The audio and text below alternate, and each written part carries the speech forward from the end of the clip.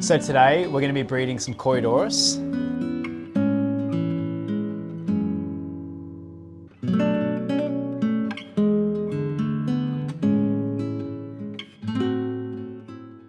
I've recently been breeding a ton of Corydoras. I don't think you could even imagine how many Corys we have at the moment. I've learnt a thing or two in the last couple of weeks on how to breed Corys. Come and have a look in these tanks.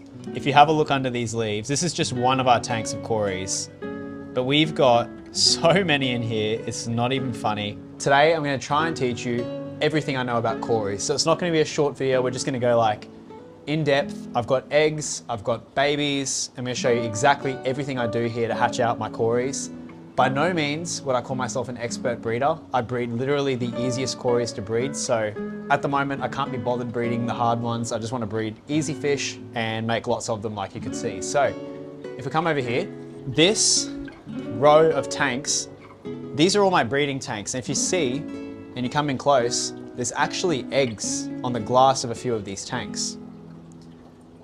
Can you see that? Yep. So these are Simless Corydoras. They're a really easy one to breed.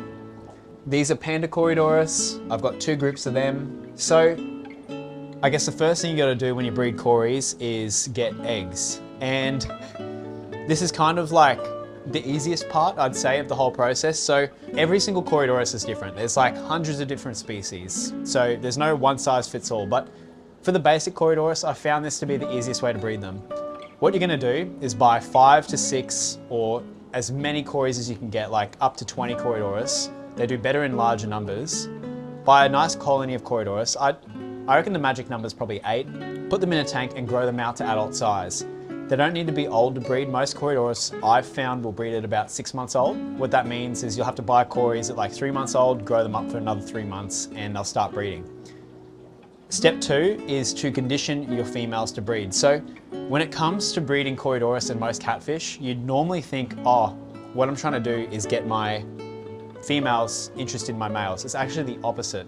What we want is our females to be nice and fat, full of eggs, and when we trigger our fish, we're trying to get the males to pursue the females. It's not the other way. It's not the females letting the males on, it's the males forcing the females on. So the easiest way to do that is really good food. There's a few ways of feeding your Corys. A lot of people feed things like a standard flake. I don't agree with those being good foods. I like to feed these a lot of bug buffet, which is my food.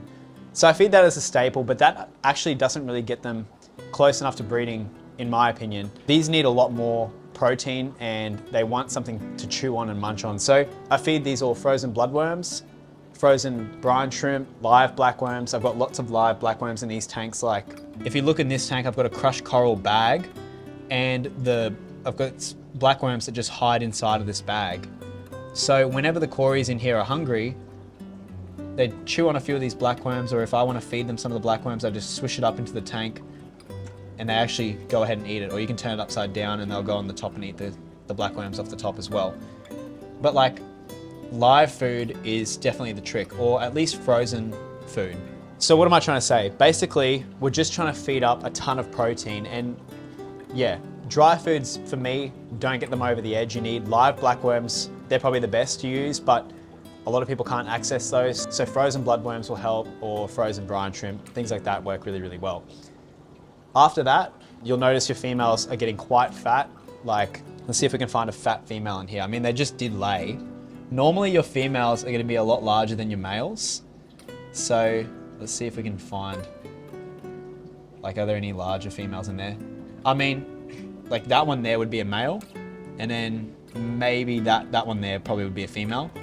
But if you buy 8 to 10 of them, the chances are you'll have males and females. I've found for these easy Corys, the ratio doesn't matter. Ideally, you'd like to have 2 males to every female. And that'd be probably the best ratio, but in all honesty, I don't think it matters too much. But yeah, so once you got your females fattened up, you got the water, I mean, everything's ready to go.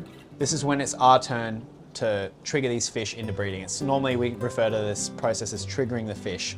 So you get your females nice and fat, and this is where it kind of becomes a little bit complicated for all the different species of Corys, because every single species comes from a different part of the Amazon, and the environments can be vastly different. So some fish might come from rivers where it's fast flowing. Some might come from bogs where there's tons of soot. So each year during the rainy season, there's completely different triggers for each one of these fish. So it's our job to try and figure this out. A lot of the species I breed, the triggers is literally just to do a water change. Normally with cold water, so what you do is say I keep my cories at about 25 degrees Celsius. I'll just drop this down to 22 with a cold water change. I'll change about half of the water in the tank. You don't need to overdo it. And normally the next morning I'll see eggs. So what I'll do is, like, for instance, yesterday, I fed all of these cories frozen food in the morning. Last night, right before I left the room, I did a water change on all of these tanks because I've got an automatic water change system. That would have changed about 20% of the water. And then you can see this morning, the cories have bred. So each cory as well will lay their eggs a different way. For instance, these Similis cories, obviously these guys like to lay on the glass, but I've also noticed they lay on spawning mops. So this is a spawning mop. This can be a useful tool for some of your other cories, so like panda cories, things like that like to lay on these spawning mops. And again, this comes down to your triggers. So I like to have a spawning mop in all my tanks, but it seems like today, these Similis cories have laid all their eggs on the glass. Interesting. But if you have a look in this tank, these panda cories, there's no eggs really on the glass. There's like one or two here. You can see there's like one egg there, another egg there. But like a majority of our eggs are actually in this mop. And this is where they like to lay. So you see, there's an egg there, egg there. Can you see that one there? Yep. Some there. And the quantity of eggs will also depend on like how often you feed the cories, how many cories you have. A lot of cories can actually be terrible for eating their eggs. So for us here at the fish breeding room, it can be a bit tricky to constantly be pulling eggs because there's just hundreds of tanks here. So it's hard to know when they've actually bred.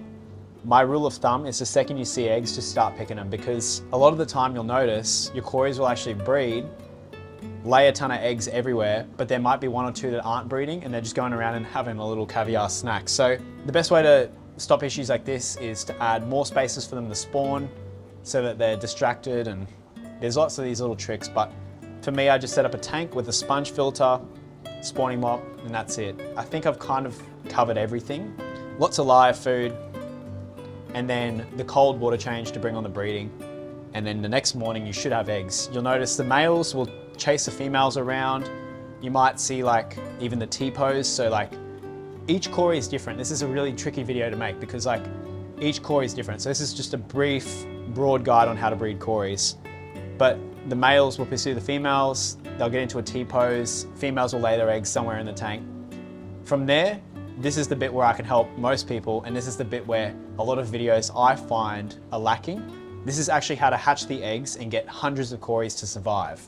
So what we're going to do is me and Harlan are going to pick out some eggs and show you how to hatch them. So we'll start off here with these longfin panda cories. So we'll just get a container of water and we're going to start looking through the mop and harvesting these eggs. So we're going to be looking for eggs with a nice translucent color. You'll start to get the hang of it really quickly, which eggs are fertilized and which ones aren't.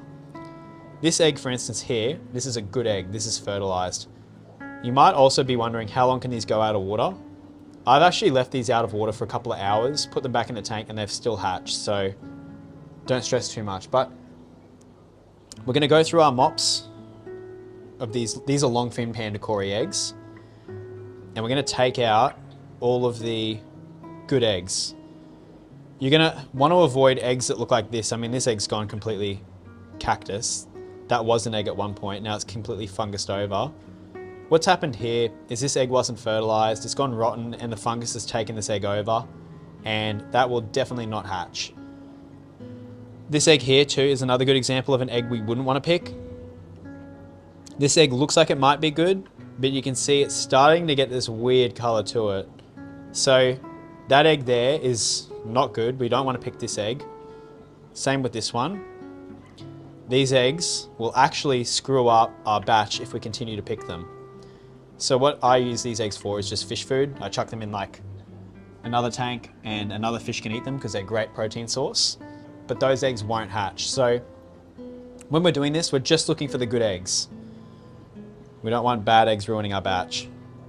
So I'll go through, pick out the eggs, put them in the tray. This is actually one of the funnest parts. It's like, I find this very therapeutic. I put my headphones in, listen to some music and pick out the eggs, and it's amazing to think that this is where all of your baby Corys start out their life, or like most of your aquarium bred Corys. So keep picking, and you can see they lay a substantial amount of eggs.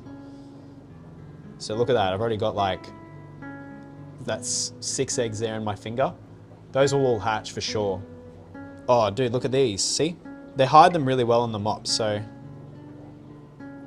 even if you don't think your Corys have spawned, just check the mops, it doesn't stress them out too much. You can see there's also some of their food still with them. I don't mind having that in with them. I just throw that in the container. But yeah, see that egg there? That's a bad egg. That one there is a good egg. And that one's bad. So like picking these eggs, you might think, oh, that might hatch. It will never hatch. And picking this is only gonna cause your batch problems. What I'm gonna do, this will take me like 15 minutes. So I'll just keep picking and I'll show you how many I get at the end. So I've just been picking eggs for a couple of minutes and I've pretty much got everything. So those are all of our little Corydoras eggs down there. The other thing too, with all of these Corydoras eggs is they're pretty robust, and if they pop, there was likely something wrong with the egg. So you can be quite robust with it. But you see here, that one there, like it's gone a bit weird. So I'll try and not harvest that one. So it's got like that white dot on it. That's not a good egg. But the rest of these should be fine. So what I'll do is just take them off the glass with my finger, and look, they even stick to your finger. You can see they can be quite sticky, and they will stick to your finger. And literally all I do is just put them in with the panda Cory eggs. All these Corys, I've found them to be very similar. They all hatch within a very similar time period.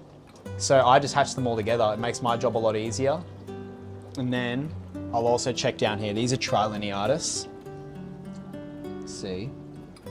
Oh, there's eggs in here, finally. I've wanted to breed these for ages.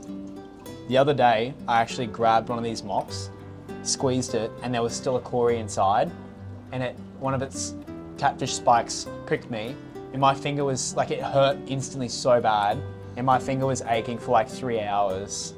So you gotta be careful about that, but these are similar to the panda Corys, but their eggs are a little bit smaller, so. See, look at all those worms that are hiding in the mop. I always just try and keep some black worms in there. I've even seen like my friend Leonard, who has tons and tons of Corydoras. He's a really good breeder. He cuts up earthworms for his Corydoras, so they are little omnivores. They will eat vegetable, and they also will eat lots and lots of meat. They're like little mini catfish that you find in any river. So the more protein, the better. Earthworms can be great. I haven't done this, but I've also seen people chop up little cull shrimp and stuff like that to feed to them. All that sort of stuff they absolutely love. Alrighty, so you can see in here, we've got all our eggs. There's one fungus one in there, which I'm gonna have to get out. There's a couple of fungus ones in there. Now, we've bred our Corys, we've got the eggs. This is where most YouTube videos would cut off and say, chuck them in a tank and they'll hatch. I've tried it. I've tried a bunch of different ways to hatch these.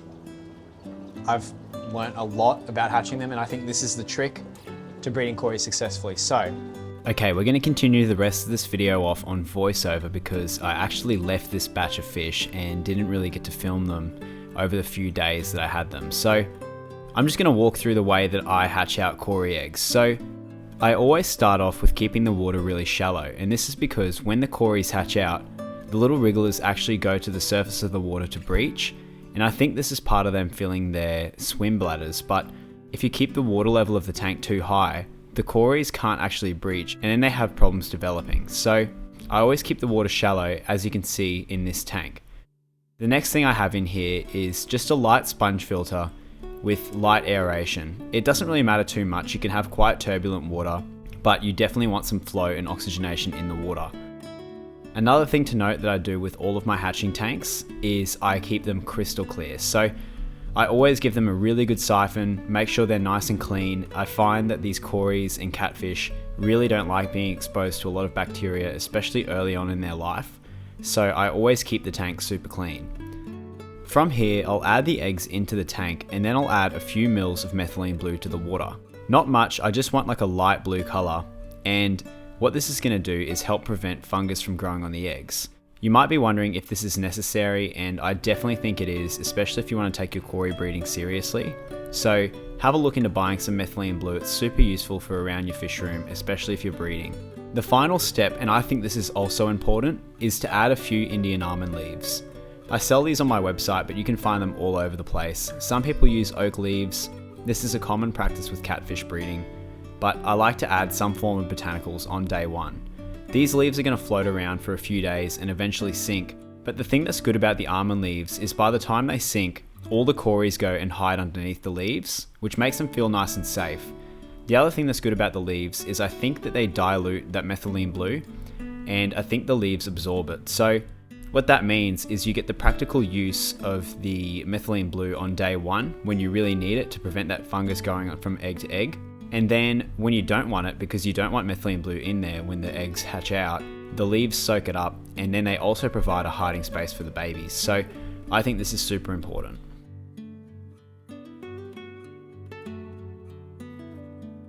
So just to summarize that, what I'm doing is a shallow tank, keeping it super clean, light aeration, a few mils of methylene blue just to get that light blue color, and adding a few almond leaves on day one.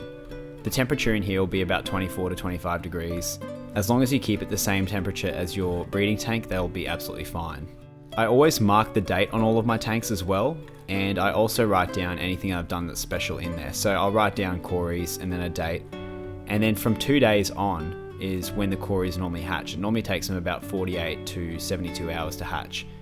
Once these start hatching, you'll see little wrigglers swimming around your tank, and they look kind of funny. They look like a little ball with a tail. They're not fully developed, and we don't want to be feeding them yet.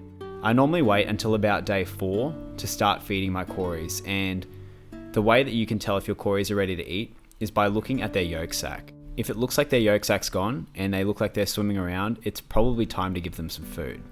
My first food for my Corys is always bug buffet. I crush this up into a nice dust and I feed it very lightly on day 1. This will all sink down to the bottom and the Corys will go and have a bite to eat when they're ready. And I also will start to feed a tiny bit of live baby brine shrimp on day 1. On this day 2, I'll also add a few mystery snails to the tank. These mystery snails will clean up any of the leftover bug buffet that the Corys don't eat and help prevent anything rotting on the floor of the tank. It's super important that we keep the bottom of the tank clean, especially in the early days for these little Corys. I'll continue to feed the Corys once in the morning and once in the afternoon over the next few days, and you'll slowly see them developing. Basically from here, the job is pretty easy. I slowly start to fill the tank once I feel that the Corys are confident in their swimming, and from here it's just gradual increases of the food. By about 2.5 months to 3 months, I find they reach sellable size, and this is probably the most satisfying part of the entire process because they're super cute, they crowd up together, they go underneath leaves and basically swarm around together. It's just a really interesting thing to look at. They're one of the coolest fish here in the fish room to breed, and we sell a ton of them. I keep my Corys in this small tank pretty much their whole life. They might grow a little bit quicker if I did a few more water changes, but I find they do pretty well and I don't like moving them around if I don't have to.